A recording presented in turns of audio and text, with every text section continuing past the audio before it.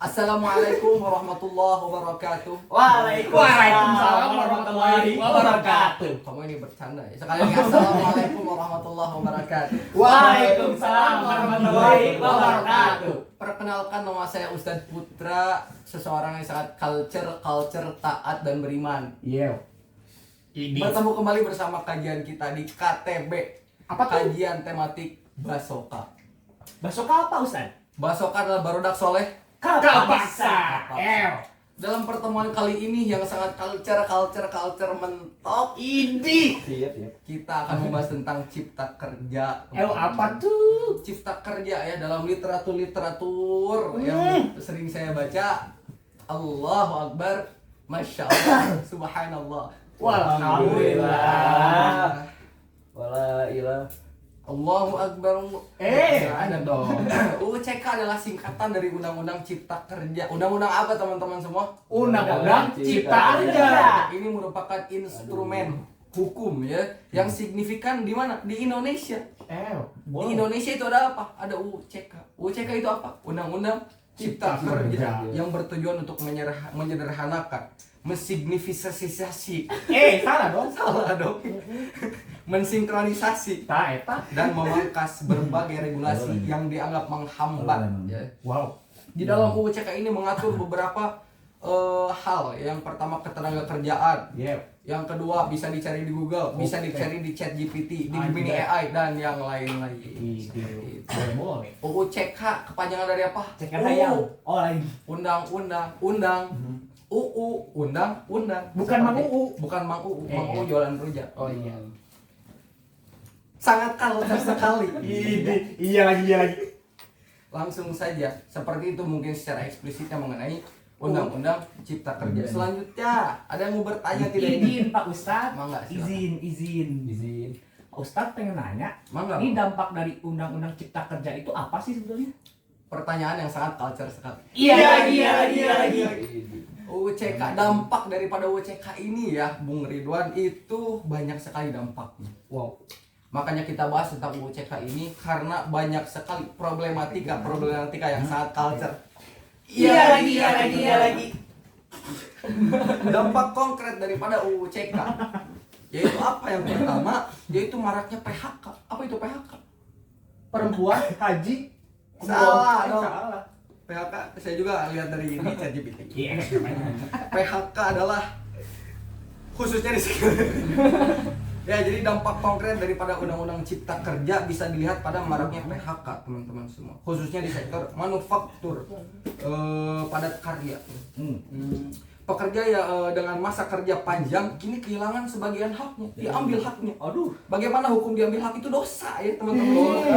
Wah, percuma kalau culture tapi pendosa sama-sama tidak culture. Berarti tidak culture. Yang bagus itu seperti apa? Culture, taat, beribadah, masuk surga. Masuk surga. Yang kedua, dampaknya beban tersebut dialihkan ke program jaminan kehilangan pekerjaan atau JKP, bukan JKT48 tapi JKP. Wow, apa tuh? JKP adalah jaminan kehilangan pekerjaan. Bukan Yang perempuan. bukan. Oh. Yang sifatnya sementara dan bergantung. Digantung posting. Jangan dipastikan bergantung pada syarat administrasi. Tentunya jawaban yang saya dapatkan ini berasal dari orang-orang yang sangat culture juga. Iya. Berarti. Seperti itu. Dampaknya banyaknya hal negatif. Makanya kenapa dalam beberapa tahun yang lalu menjadi sebuah problematika yang kemudian menjadi konflik ya, antara kita dan pemerintah. Karena kenapa? Karena ini yang pertama itu jaminan kehilangan pekerjaan itu dikurangi, pesangon itu dikurangi. Seharusnya karyawan-karyawan yang kemudian di PHK mendapatkan pesangon yang kemudian sesuai dengan waktu kerjanya, dengan perjanjian PWKT, perjanjian waktu kerja tertentu, itu malah dikurangi. Sangat tidak culture sekali, benar tidak? Benar tidak? Silakan, yang mau nanya lagi. Pak Masum pengen nanya dong. Boleh. Pengujian MK yang mengabaikan hak dasar atau dampak hak dasar itu gimana Pak Masum? Pertanyaan yang sangat super culture. Iya lagi. Sayangnya, bisa saya jawab? Boleh. Sayangnya terhadap dampak tersebut, Mahkamah Konstitusi tidak melakukan pengujian secara substansi. Sangat tidak culture sekali teman-teman semua. Saya sebagai orang yang paling culture merasa kecewa sekali atas perilaku yang dilakukan oleh MK, Mahkamah tentang salah Mahkamah Konstitusi. MK berhenti pada pengujian formal dan menyerahkan sepenuhnya substansi kebijakan kepada pembentuk undang-undang. Padahal apa? Padahal ketika suatu norma menurunkan tingkat perlindungannya, seharusnya MK menerapkan standar pengujian yang lebih ketat, lebih ngepres. Raging dong. Bukan. Bukan. Lebih ketat itu bisa dua sifat, ada yang negatif, ada yang positif. Yang negatif seperti ini ketat. Menimbulkan suatu pendosa ya. Melihat ini seperti apa, melihat ini seperti apa karena ketat. Tapi yang kedua yang menjadi nilai positif adalah ketika MK melakukan pengujian secara ketat, itu sangat positif dan culture sekali. Iya. Baik, kesimpulan yang bisa saya, udah dong. Kesimpulan yang bisa saya ambil daripada kajian tematik Basoka Deal. adalah yang pertama, yang satu. Pertama, Assalamualaikum.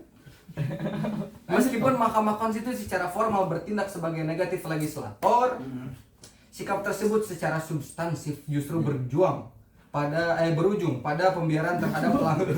Masa apa? Saya juga manusia. Saya juga manusia.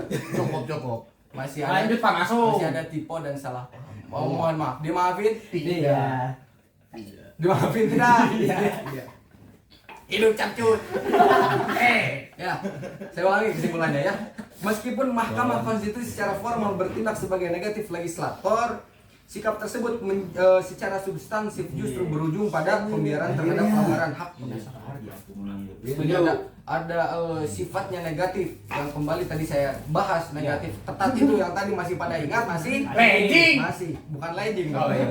Ya seperti itu dalam negara hukum yang demokratis kritik terhadap putusan MK adalah hal yang wajar. Mengkritik sesuatu yang tidak benar itu wajar teman-teman semua. Setuju. Karena mengkritik kepada sesuatu yang tidak benar itu merupakan tindakan culture. Iya lagi. Seperti itu.